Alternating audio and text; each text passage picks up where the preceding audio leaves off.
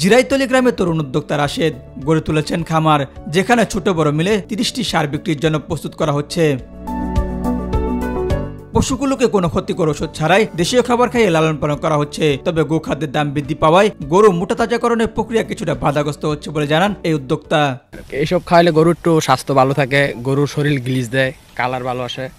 আমরা এমনি বাহিরের কোনো ভেজাল খাবার খাওয়াই না। আর ইন্ডিয়া থেকে যদি গরু ঢুকে যায় তাহলে আমরা যারা ক্ষুদ্র খামারি আছি তাহলে পথে বসা ছাড়া আমাদের আর কোনো উপায় থাকবে না। প্রাকৃতিকভাবে লালন পালন করা গরু কিনতে ফার্মে ভিড় করছেন ক্রেতারা। এখানে গরু নিতে আইছি, এলাকার গরু, ঘরোয়া পরিবেশে গরু খাওয়া দাওয়া সবকিছু করা হয়, তো এই জন্য গরু সুন্দর মাশাআল্লাহ।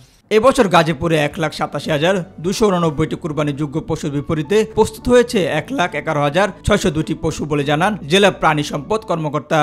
চাহিদা আছে ১,৮৫,০০০ এর মতো, আমাদের ঘাটতি আছে ৭৫,০০০-এর মতো। যেহেতু এটা সিটি কর্পোরেশন এলাকা, ইন্ডাস্ট্রিয়াল এলাকা, যার জন্য এখানে চাহিদা বেশি। অন্যান্য জেলা থেকে এই চাহিদাটা মেকআপ হয়ে যাবে। গরু মোটা তাজাকরণে খামারিরা যাতে ক্ষতিকর কোনো ওষুধ প্রয়োগ করতে না পারে সেদিকেও নজর রাখা হচ্ছে বলে জানান তিনি। এস এম হামিম, মাই টিভি।